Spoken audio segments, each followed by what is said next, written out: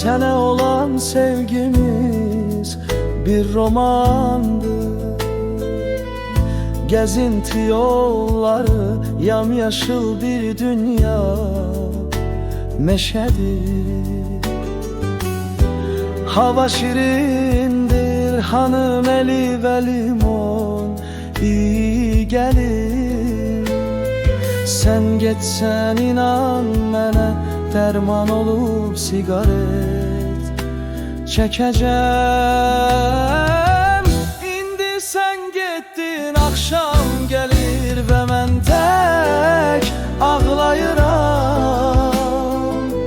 Günler, aylar, iller keçir ve mən ağlayıram.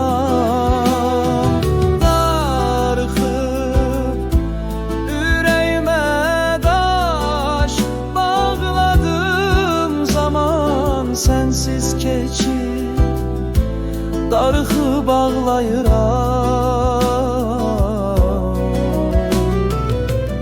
Güclüyəm bu həyatda, ürəyimdə olsan, yaşlı gözlərimə baxsan və ürəkdən sevgiyə, xəyallarında tənhalığıma ağlasan və mənsiz nə etdiyini soruşsanız. İndi sen gittin, akşam gelir ve mən tek ağlayıram. Günler, aylar, iller keçir ve mən ağlayıram.